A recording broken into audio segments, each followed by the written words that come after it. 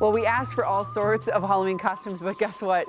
You guys like dogs as much as we do. We're just getting basically dogs in their costumes, and there's just nothing cuter. Oh my goodness. Keep the pictures coming. Text them to the number on your screen. We'll have people too, but we're loving all the dogs and the pets. Well, Halloween is a holiday most kids love, of course. Well, human children at least, but your dogs, maybe not so much. The unending doorbell ringing, the strangers wearing strange things are just enough to put any puppy over the top. So today we're going to talk about preparing your dog for trick-or-treaters for a less crazy Halloween evening. And our friend Catherine Newman is here from Augusta Training. And we've got Bogey here, and Bogey is 5.5 months old, and Bogey just happens to be Julie Nelson's puppy. Yes. I love Bogey. He's so cute. And you're training Bogey, so Yes, thank you for bringing him in. Yep. And oh, he's just a beauty. How are you? You're such a beauty. Okay, so it's so true. Yeah.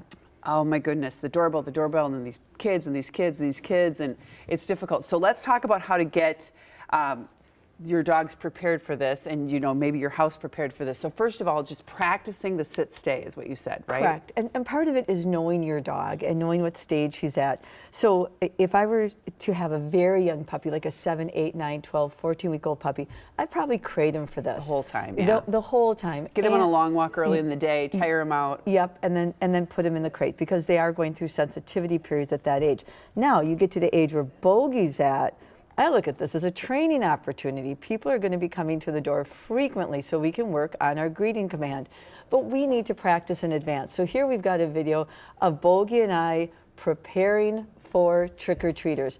And we're in the living room by the front door, and we're just practicing sit-stays because that's what we want at the front door. We want our dog on a sit-stay, and we want him under control. So and does that mat help to have that spot to sit stay? I think so. Okay, that's a really good idea. Yeah, Yes. to have a special little mat that he's going to be okay on. For two reasons. One is he's going to slide, and two, the other reason is that way is a designated area, and eventually as he gets older and he gets better trained, it will become his place location. So yes, the mat is very helpful. That's the place location. Yeah. Okay, so then what's the next thing to do The next step is more planning. First of all, have a partner to help you. So when you have the trick-or-treaters come to the door, make sure that you've got a partner, because really one person should be on the dog, training the dog, and the other person should be answering the door. And so notice I have my dog in position and on a sit stay before I signal to my partner Tina to go ahead and answer the door. If we answer the door while Bogey is all whipped up and he's jumping, we're only going to have less and less control. So making sure that he's under control before we answer the door is important. Yeah, so design it for success. Work for success, yeah. You bet. And then the last thing with success is, I know some families that have up to 50 to 60 trick-or-treaters at the door.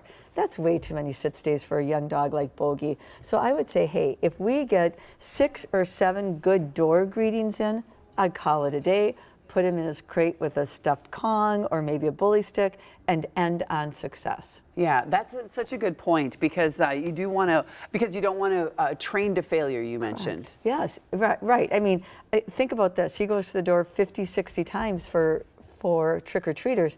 At some point in time, he's going to get bored, he's going to get antsy, and what is he going to remember at the end of the day? He's going to remember that failure, not success. I think he sees himself. He's so smart. Bogey, well, you're wonderful. Catherine, thanks so much for coming in and helping us with this very important thing, and taking advantage of making sure that you take the night to train. Not a bad idea. Absolutely. We've got time before the 31st. We do. That's right. All right. If you want to find out more about Augusta Dog Training, and they also have daycare and grooming, lots of great things, go to care11.com, and we have a link right to them.